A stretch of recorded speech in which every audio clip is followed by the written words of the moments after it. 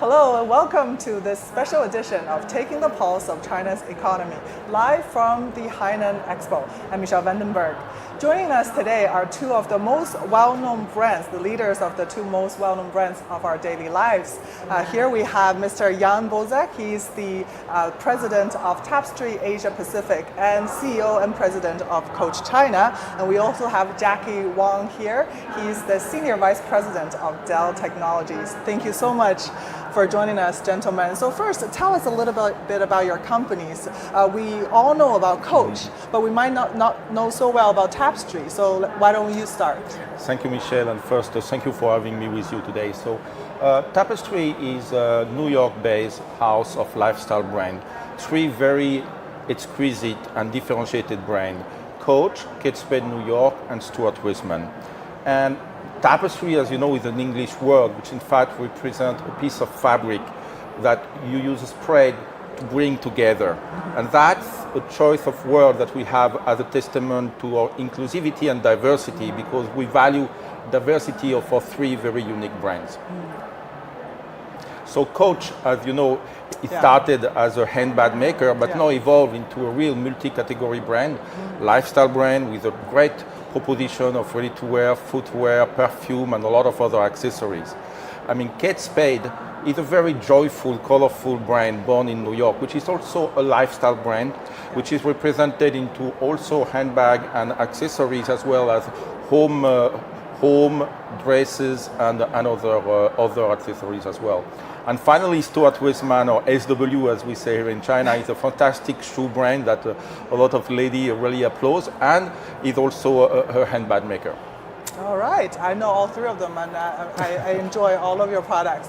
And now let's talk about Dell. Of course, we all know about Dell computers, and I'm sure every one of us has had a Dell computer at some point in our lives, but you're much more than just computers, aren't you?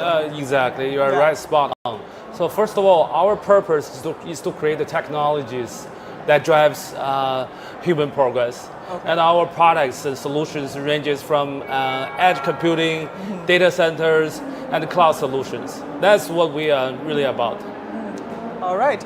And is this the first time you're attending the Hainan Expo, or have you been here already last year? I was here last year. Okay. And how significant is it for your company, this expo? And how do you think this expo can boost the consumption? Well, this is a very good platform. Do you agree? Yeah. So it really creates a platform for all of us to really talk about our brand, to talk about our philosophies, to talk about our product and services in front of all the Chinese people.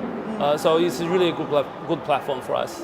And have you brought your newest technologies here? Tell us a little bit. Yeah, indeed. We do have some of the new product launches actually started here. We have the new Dell gaming brand, the G16, new form factors, new technologies, basically a new combination of the latest technologies, and also a full set of the Alienware products, which is really the extreme gaming. And by the way, we do have two stores over here, duty-free stores. For so we can do some shopping. Yeah. So lots of new products here. What about Coach? I saw your beautiful showroom in the, I think, number two. In the whole number 2. So for Tapestry and for Coach, I would like to say that the story with Hainan is a long love story. We opened our first Coach store in Hainan in 2011. And I remember having discussed with Chart from CDFG when the Haitong-based CDFG was still on a piece of paper more than 10 years ago. So I think it's a story of a vision, and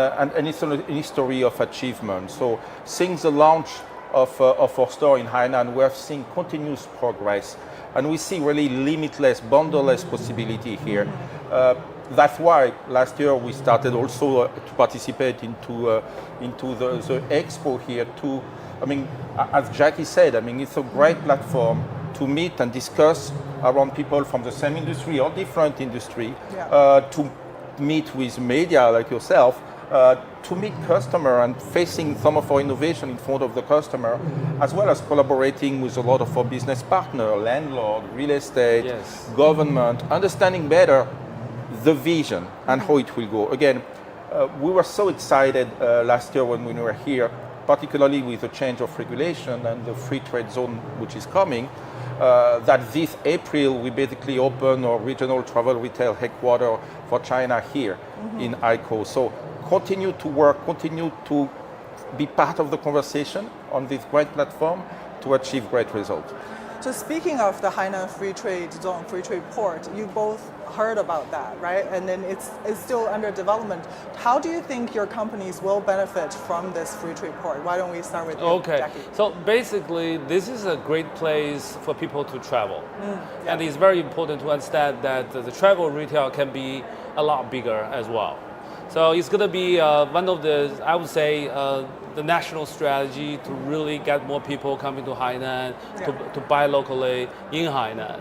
So for us, wherever there's people, basically that's where we're going to be. So it's really a good place for us to be. And also price matters, right? With the duty-free port. Yes, Be because our competitive. average selling price on my industry is pretty high. We command a very high share on the high price band. So it's very important that we can really leverage this opportunity to further enhance our sales, for sure. Also for you. Yeah, we continue to look at all of the number of opportunities. I mean, definitely, if we look back more than 10 years ago, Hainan was always Hainan, a paradisiac island, and destined to become a magnet for Chinese tourists. As it has developed, we see with the free trade zone, a free trade zone area which is the size of Belgium. You say your husband is from Belgium. So imagine that. The capacity that is about to be created. Exactly. So definitely we are looking at expansion in terms of number of stores. Now we have 8 stores with Coach, 2 stores with Stuart Weitzman. We definitely plan to double this number in the coming 2-3 years. Continue to partner very heavily with digital platform and e-commerce as well. But the capacity of the free trade port are not only about retail and not only about customer, it's also logistic capability that are building. So we continue to explore, and that's part of the interest of being here with the government official, with agency to try to understand what other opportunity, maybe manufacturing, why not? Yeah, I already feel the changes in the past couple of years. Every time I come to Hainan, whether it's to Sanya or Haikou, people keep asking me to bring back cosmetics and luxury goods and all the other things, right? Like it's becoming, especially now that fewer people are traveling abroad, so the duty-free market is getting bigger and bigger, and the demand is going up quite significantly. So speaking of the consumption market in China, right? So we're still recovering from the pandemic. How do you feel like this year? Let's talk about this year first. What are some of the highlights and trends that you're observing in China in terms of China's consumers? Some changes in demographics, for example, or their preference. Or who wants to start? Why don't we start with you? I think definitely the world is in a different place now than it has been before, and I think when we will reflect back a few decades, there will be a time before COVID, there will be COVID, and there will be a time after COVID. Yeah. I think what we have seen and what we have observed in China, but maybe in other places as well, is paying more and more attention to their health, having more and more intention to spend time with the family, reflecting a bit, because all of the anxiety and all of the sadness that the virus has bring to the world, people are trying to find a way to go over it. Apart from that, more specifically here in China, I think definitely that was an accelerator of a trend which was already extremely strong, which is the digitalization of the business. Our Chinese customers are spending 7-8 hours on mobile phone watching a lot of funny video or very exciting fashion video, by the way, or playing games. And I think the COVID and some of the anxiety of the people just put that on steroid. I think as a way for us to adapt as a consumer brand, it's about staying laser focused on all of the change of the customer. And lucky enough, I think 4 years ago, we realized that a lot of our teams working in the store wanted to connect with the customer not only within the 4 walls of our store. In Coach, decades ago, we were saying that we build a brand one customer with one sales associate around one product within the four walls of a store. That's true, but now the connection can also be on Red, on Douyin, on all of the social media platforms, and our sales associate wanted to participate in that. So we create a very extensive training program and transforming our sales associate in the store into brand ambassador, which allow them during the lockdown or during periods where people are a bit more reluctant to come to store, to continue to have those connections and presenting the brand and presenting the innovation. Yeah, and for you, Jackie, how is the trend in technology? Yeah, for us, I would say there are several takeaways. One is it's becoming so dynamic. Because on the one day you probably you see that some of the market is closed, and then on the other day you see that there's some of the, say, after the exams for the students before the college entry, there's a huge surge with the gaming PCs demand. So we have to be prepared. We have to be more flexible with our supply chains and the procurement, just to make sure that we can cater to those changes. And working from home for us is also changing lots of ways how we cater, we talk to our customers. For instance, they're working from home, and we have to make sure that when it comes to service, we have to really drive more of an online support other than just a next business day visit, because it's completely changing the landscapes. And also I see that with the economy evolving and the consumption upgrading, we do see that on some of the mature markets in China, I think there are developing market and the mature markets in the case of China, given the size and expansiveness of China. So how to make sure that we can cater a different needs with different geos, with different products to our consumers is very important, so that we don't lose track of where the opportunities are. So those are really the things that we have to keep changing, keep adapting, and keep leading as well. Because Mr. Yann was talking about gaming, gaming at home, more gaming at home. We do have lots of avant-garde products with the gaming, partly because the Chinese gamers actually are so leading the pack in terms of demanding the best of the technologies, the latest technologies, and we have to make sure that we get the feedback more from our consumers in terms of how we can even run even faster in terms of driving a combination of new latest technologies, the best pack of the technologies to cater to that demand.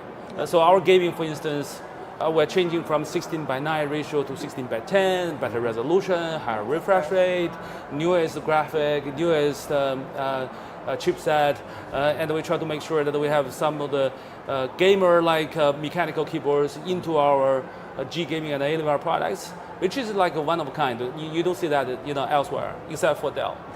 So that's how we understand better from our consumer, and we try to really cater to their needs better. So we'll just keep evolving with that. Otherwise, I think this is also highly competitive market. Don't you agree, Mr. Yan? Highly competitive. So we have to make sure. Definitely competitive. Exactly. We have to make sure we always get the best, the latest and newest into China. But because of the pandemic, the demand for gadgets is going up, right? For you, absolutely. So you gotta keep up with the demand. And also, let's not talk about sustainable growth, because throughout this expo, I've visited some of the pavilions in the past 2 days, and I feel like sustainable growth, and also in general, is a big thing right now, right? So tell us what your companies are doing to ensure, sustainable and green development. So we have very clear and very ambitious target in terms of sustainable development. Basically, a lot of that is coming from controlling our wastage, controlling our water consumption, recycling our packaging. But we are now looking at elevating the bar and raising the bar even more. We are launching, I believe, very emotional and exciting opportunities around upcycling, bringing back your handbag, for example.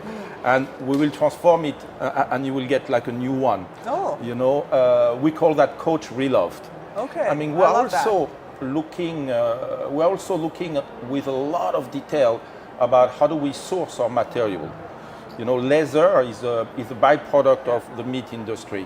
But then, you have some way to raise cattle in a way that in fact is not only carbon neutral, but is helping the planet. And you have way which in fact are not helping the planet. So Of course. as a responsible company, we need to really make the right choice and move into the right direction. Yeah, a lot can be done for that. And I know you're very involved in ESG. Yes, Jackie. we're doing that big time. Yeah. We do have short-term and long-term visions on that, and it's becoming I would say it's becoming our corporate DNA, just to be, try to be more sustainable with a clear goal in mind. So right now, if you look at our packaging, I would say even for our high-end product, our packaging is not necessarily extreme in packaging. We don't over-package. And also 90% plus of our current packaging actually comes from reusable and recyclable materials. And we hope that by 2030, we could be at 100%. And also for our products, it's the same. We want to make sure that by 2030, 50% of our products actually comes from recyclable, reusable materials that could contribute more to reducing the carbon footprint. And then we do have a long-term vision as well. The long-term vision being, we call it a lunar concept. So that concept is really to revolutionize how we make PC. We want to really reduce the motherboard by 75%. And therefore we can really achieve reducing the carbon footprint by 30%, by 50%. So, but in between now and the future, we are already trying, we do have a record on our website in terms of driving sustainability. We calculate every platforms in terms of how we drive the reductions of the carbon footprint. And in the past 8 years, we have, in totality, reduced like 80% of the carbon output by driving all kinds of initiatives. Wow. That is equivalent to like 250 million trees, wow. Kind of benefit. So clearly, short-term, long-term, and also the future. But again, it's part of the DNA. I want to do more. See, that just shows, right, when someone cares, a big change can be made.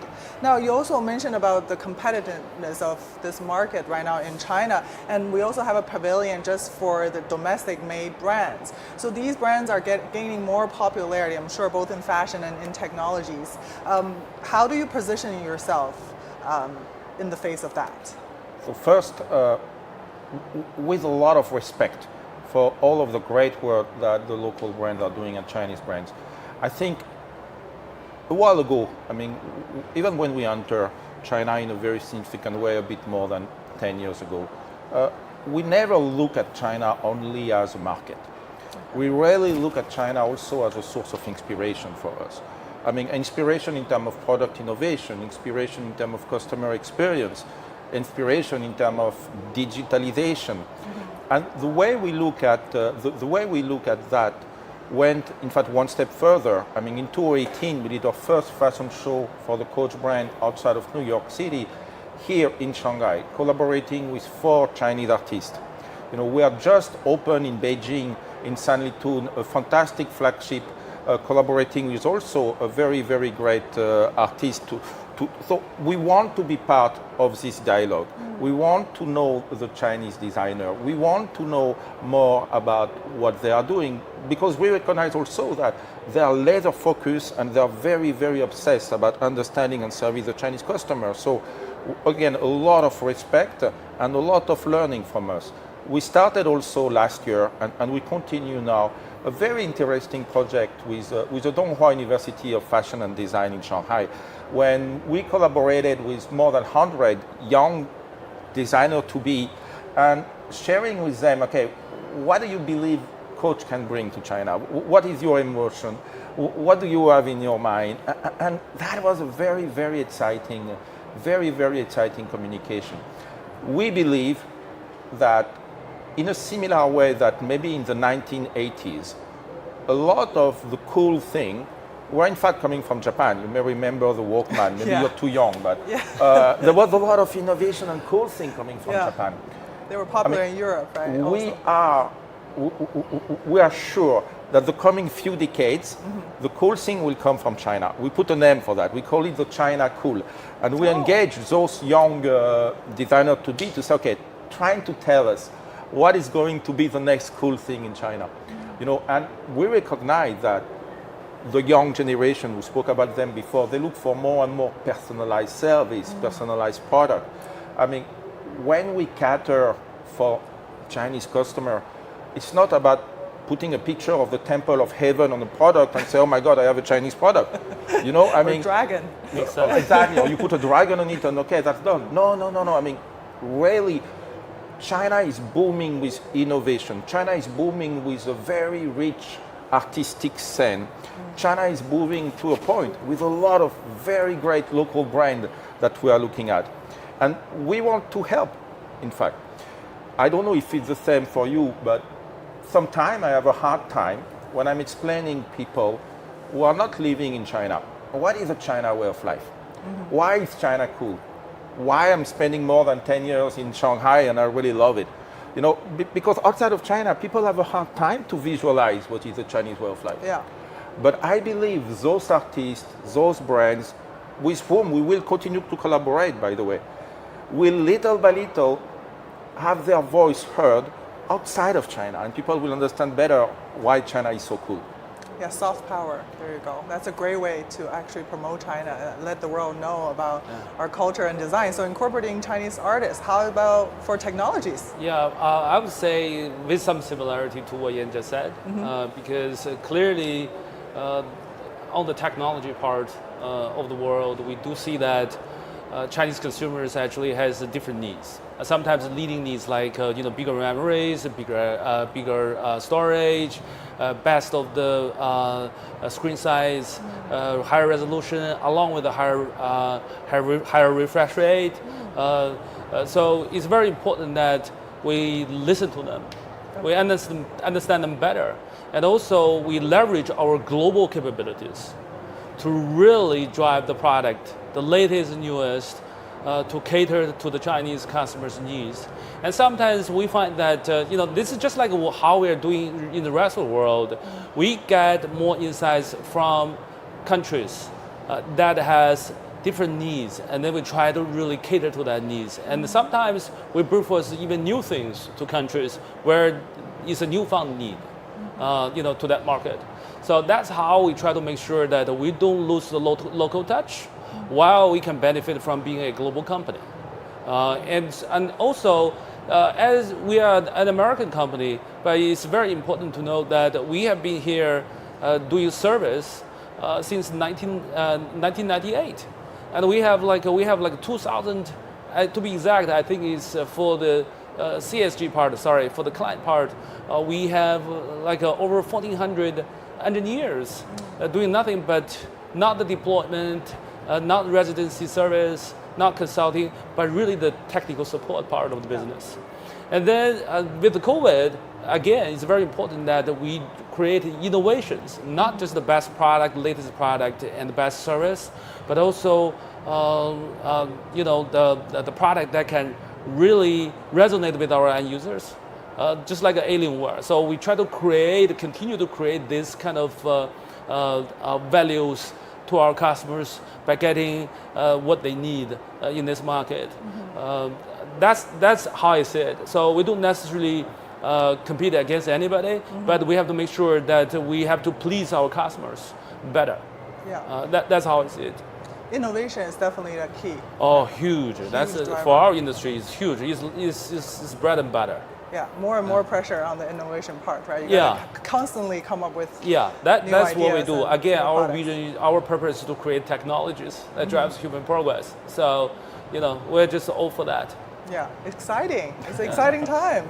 And now looking forward, right? Where do you think will be the main driver in the next couple of years in terms of, the groups of consumers or in terms of the fields that you're in? I think if we look forward first, I try to look more than a couple years, by the way. I'm very lucky to be the father of three, a 21 years old, a 19 years old, and a 12 years old. Oh, wow. which is great because we speak a lot about the young Chinese customer. Yeah. You know what they want. That's great. There is a big level of diversity within them, in fact. It's not like you have one archetype of the young Chinese customer. There is a reality which is purely economical, by the way, which is very interesting. And I think it's one of the consequences of what was the one-child policy. If you take the urban population in tier 1, tier 2 city in China, and you compare the GDP per capita to that of the United States of America, the GDP per capita for the urban population is 1/3 in China of what it is in the United States. Okay. But then you look at the balance sheet of the family. What is their asset? I mean, a lot of the young people, they come, they already have 3, 4 apartments. That makes them basically millionaire born. And in fact, the asset in China is higher than the United States, even if the GDP per capita is a lot lower, because of the valuation of the real estate over the years, and because of the one child, which have policy. 4 they grandparents. get all the fortune from the family. Yeah, there you So go. definitely, they will be a very key driver of consumption, especially fashion and luxury. Now, the interesting part, the exciting part, that's why I'm looking not only 2 years but more, is that yes, we speak a lot about the Gen Z because the Gen Z is born with a fantastic mobile phone in his hand. Okay, while us, I remember we still have the things to turn and the floppy disk in the computer. So that's like the cavemen, But they were born with this phone, and because of that, the level of engagement digitally is very high. But then I'm looking at my 12 years old. Not only she's born with a phone, but she's playing Minecraft, Roblox. She has a social community online, which my son of 21 didn't have. No idea what it is. He had no idea. So the change between the 12 years old and the 21 years old will be dramatic. So I think the Gen Z that is our customer now for the coming few years, I think definitely is very engaged on social media. The next one will be engaged into social media, metaverse community building, and we need to start to be in front of them now. That's why. That's why. I mean, the crypto, the world, the blockchain, getting on your products on the NFT. Exactly. And I mean, we launched with Tmall during the last Double 11 an NFT. We were part of the NFT exposition, and Coach was one of the first to have an NFT with Tmall as a potential gift for the customer. Yeah, so that's the trend now. You have to be where they are. Yeah. You cannot ask the customer, especially the young one, to come and consider you. You need to find them where they are and say and providing something relevant and exciting for them. Yeah, a lot is about the new generation, the Gen Z, the younger demographic, isn't it? Yeah. What about for you guys? For us, technologies? I want to start by talking a little bit on the macroeconomics. Okay. So if you compare between China and the US, and you look at the percentage of GDP that is consumption, China is way lower as part of the GDP. So it's quite apparent that for this economy to further, grow, it's already 30% more or less of the incremental global GDP now. But still there's lots of headroom to further grow the business on the part of consumption. Yes. So I think that's one. So, for anybody playing the long shot, I think that is quite clear. The path is very clear. And secondly, I do see that China, I wouldn't use the word bipolarization, but I do see that as the economy further evolves, I do see that there is a very much diversified need. Just to Yann's point, very similar in terms of age, demographics, geographics, and in terms of different, I would say sub-segment needs. And for us, all we have to do is we have to understand that we have to be more adaptive, because they are changing pretty quickly, and they are pretty. You see, let's take this way. 20 years ago, when you talk about segmentation, you can have like 4 segmentations. And now, if you have 4 segmentations, basically you lose touch with the market. So in that case, we have to be, again, further adaptive, cater to the needs of the market, just to make sure that we can do a better job. also e-commerce. I think we've talked a little bit about the online sales. I'm sure more and more of your products are sold online now. Every year, I think there's an increase, right? How is that changing the whole dynamic, and how much of a focus, and how do you position yourself in terms of that? So we're very, very lucky as well here, because I think Tapestry, all of our brands, and more specifically Coach in the old time, Yeah. I mean, always had the ambition to be kind of pioneer. You know, we opened Coach.com e-commerce in 2012 in China. Okay. So that's already 10 years ago. 10 years ago, We yeah. were, I think, the first brand to open a WeChat account in 2012 as well. Oh, wow, At that time, that's people early. say, why do you do to WeChat? That's not Yeah. for brand. You know, we were the first brand to open a flagship on Douyin to sell product, also e-commerce enabled. So we really want to participate into a lot of what is up and coming. Okay. You know, we don't know what will be the next fantastic application for social media or for e-commerce in the coming 5 to 10 years. I think we don't know it mostly because maybe it doesn't exist yet. Right. But if you kind of find it and engage with them, Yeah. I mean, and you realize, by the way, that the customer that we spoke about and the different segment of customers, they can be in different places. You know, they will not everybody is shopping on the same platform, and not everybody is looking for the same customer experience, or not even the same user interface, or not the same recommendation profile, and not the same algorithm behind. So it's an extremely exciting, as you say, journey. Yeah. Because you kind of building the plane in the same time you are flying. Yeah.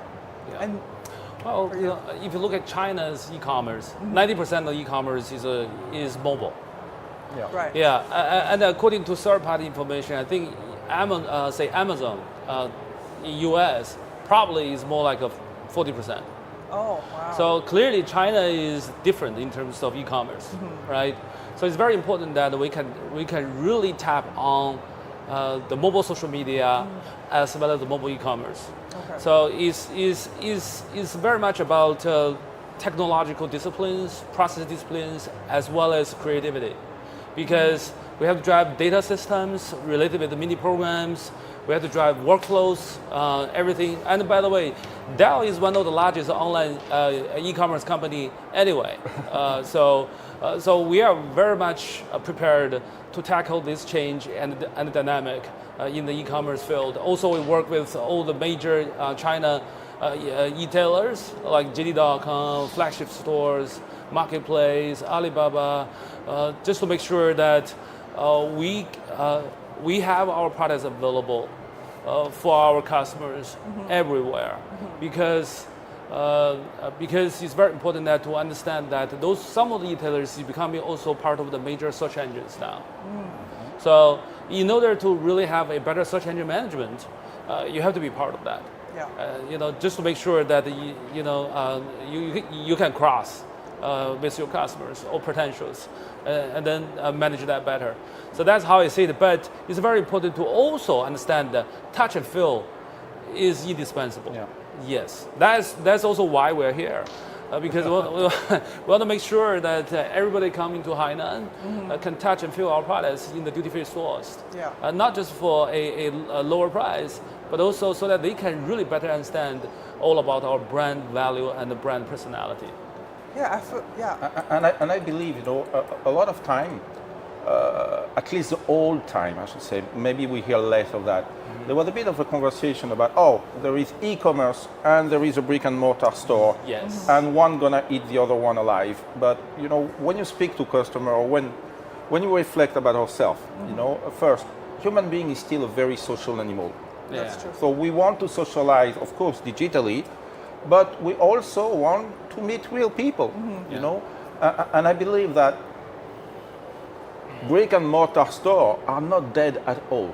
No. But a boring brick and mortar store is going to die. Yeah. So you need to find something, you need to find a good reason Yeah. to come. And one of the reasons, by the way, is the team that we have in the store, the design of the store, the experience, the product, but the team that we have in the store. I mean, I read recently that for a lot of customers, the sales associate of the brand become one of the best friends, on WeChat. So, I mean, and it's true, they keep you updated about the news, they invite you to events, And then you start, okay, so where is the boundary if one of my sales associates is a store, is selling something online to a customer? Is it e-commerce? Is it brick and mortar? Is it? And the answer is we don't care that much. No. That's just part of a customer journey and the customer satisfaction. Yes. Yeah, that's a good point. Let me actually, when I think of it, I have quite a few of sales Yes, I'm sure. people on my phone now, and they push me Yes. new updates of products, and I sometimes order directly on the phone. And then when I have time, I go there. I go for an experience. It's now really more about the experience. I'm sure for also technologies, right? When you go to the Same. store, you try Yeah. the screen, you feel the games, whatever new technologies you have. Exactly. So that's the key now. Yeah, and it's really also to the point Jackie was mentioning about the different segmentation of the customer. I mean, I will not go into too much detail, but we know, for example, that we are catering to two, I mean, we have tons of different segments, but there is two big trends, I should say, that people follow. Either people are looking more for classic product, Okay. or they are looking for the new and different. Okay. If I use a word of, I mean, it's very simple to know which one you are. If you look at which sneaker people are wearing, Okay. you know, if you can find people who will buy the last trendy sneaker that is around, Okay. but people will say, I prefer the sneaker from the 70s. That's the original, and that's the one I have. And a lot of sneaker brands, by the way, do that very well, of Yes. keeping one classic and then a lot of new things. Yes. What we realize in our store is that people who are looking for classic, they look online at all the comments and say, oh, this is a Coach classic, or this is a Stuart Weitzman classic. Maybe I don't need to go to a store for a classic. I already have read hundreds of reviews. I know the product very well. Yeah. But then, if they're looking for something new and different, wait, maybe I will go and have a look at that, because I don't want only, you know, I want something that I will discover maybe before everybody else. Everybody else has it. Yeah. So something different from Well, what everyone Yann already is has. actually, Mr. Yann is talking about something that actually, I want to go beyond a little bit about the commerce. Okay. But other things that is Yi, which is really the social media. Uh-huh. Yeah, so definitely it's very important that if you look at, especially on some of the segments, like on our business, consumer gaming, those are geeky people playing the games, right? They want to know the product. I play games as well. All right. These are, One of your these are popular. Yeah, so it's very important that you leverage social media to come across, because they would buy something they already know very much in detail. Yeah, so it's very important that we do that a lot. Even in Hainan, we leverage some of the social medias to make sure that people understand what we're selling. You know, for the duty-free stores as well. Yeah. So what do you think of me? Am I the classic, or am I the, I like the differences? I mean, you will This is not typically what I wear, but then I cannot answer. Come on, you're not fair, Michelle. no, have a wild guess. I won't take you. that's a difficult I won't question. keep you responsible for what you say. I mean, if you don't dress like that, usually, how can I, you know? I would believe you. Maybe you're a little bit more classic. That's actually right. That's right. Though I do have a lot of different bags from Coach and Kate Spade, but I think That's consumer insight. That's the color of the lipstick that hinted me. Really? Yes. It's a very conservative color, Kind isn't of. it? Yeah, because you say you don't dress like that all the Well, I time, but I do- was suspecting maybe you use the same lipstick. Yeah, that's so. true. That's true. This is my typical color. Yeah. Wow, that's very good eye. That's actually true. Though I like shopping in actual stores, just for the experience. Yes. And I feel like, because it's part of the fun, right? You go check out everything. Yeah, but as long as it is fun.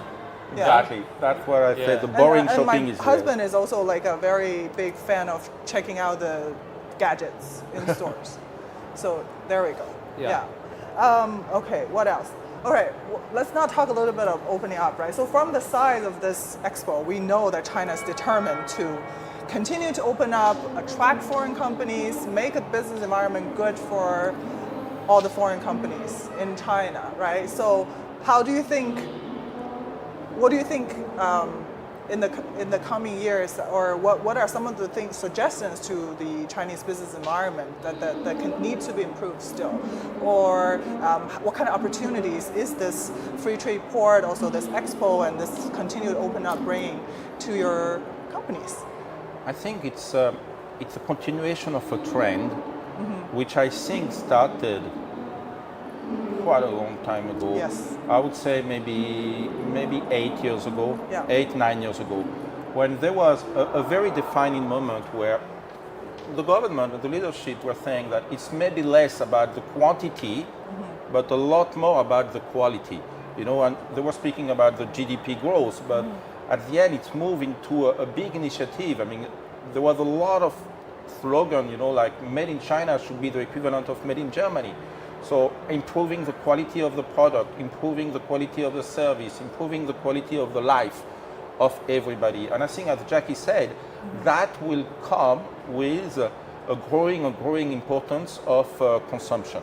Yeah. You know, the government have this strategy of the dual circulation, and I think, you know, what we see here in Hainan, I mean, in 6 months we will maybe be together in Shanghai for the CIE as well. Yeah. You know, and we see that as really the exemplification of the vision of the dual circulation and the growth of a quality consumption.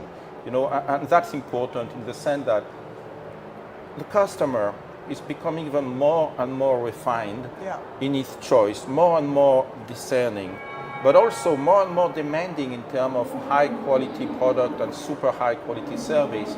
So we see events like Hainan as a key driver of basically developing higher quality for a better life. High quality, yeah. I feel like that's the theme of this year. I see a lot of higher end, higher quality products also. So this market is huge. It just consists of everything, you know, from A all the way to Z. So it's really up to all the brands to be selective, where you want to really compete, and how you can really cater to the needs. I would say at the end of the day, it's all about how to really cater to the needs, all the newfound needs of the consumers. And sometimes we have to lead a little bit on that, just to make sure that we can create better a market as well, not just tapping the market, but also creating part of the market here in China. Yeah, I think we've talked about a lot. Anything you guys want to add to conclude? Very happy to be with you. Very happy to be in Hainan. It's again a paradise island. I mean, I visited it nearly every 3 months. I was there 2 weeks ago for holidays away, but I visit mostly for work, and it's incredible when you reflect back. I mean, I think it's a real symbol of the strength of the Chinese economy and the capacity to execute a vision. Because you look at Hainan again, more than 10 years ago, I mean, there was no Haitang Bay huge mall, and now it become one of the most important mall in the world. As simple as that. I mean, and you see the huge development, the pace of development. Again, a very clear vision, a very good planning, a fantastic execution, and I mean, again, the opportunity are boundless. That's true. Well said, Mr. Yan. So only one word. I look forward to coming back next year. Me too. It's one of the best places to travel for your business trips, right? It's beautiful. And everybody is in Hainan now, right? Either for work or for vacation. It's crazy. I just hope they will build more hotels. I think so too. I think Haikou is underrated. I was just at the beach It's so nice. In the evenings. It's so nice. And in the summer, it's cooler than Sanya. So a big shout out to Haikou. I think people should come here for the summer. It's less expensive. The beach is also beautiful. They really should just build more hotels and infrastructures for tourism. I think they can be very attractive. Fingers crossed. We're lucky to have store in Haikou, to have store in Wanning, to have store in Sanya. Okay. And I should say that also Hainan has a lot more than beautiful beach and nice ocean. I mean, there is a hot spring, which are fantastic. There is natural park, which is very great. I mean, I'm really, and that what is really making us so enthusiastic, and that's why we open our regional travel retail headquarters here. I mean, there is so many opportunity to develop. I mean, from the West Coast, the East Coast, the center. I mean, that will become, again, a free trade zone of the size of Belgium. Yeah, that's true. It's actually quite sizable. Yeah, perfect. All right, thank you so much for joining us. I think we are running out of time. So that's Jackie Wang, Senior Vice President of Dell Technologies, and Yann Bozec. He's the President of Tapestry Asia. And I think that will conclude our program this time. We all had a great time and hope you did too. So thank you very much, and we'll see you next time. Thank you. Thank you. Thank you. That was fun. All right. It's hot, but it's fun. It was Yeah. fun. Sorry about the hotness. I feel like there's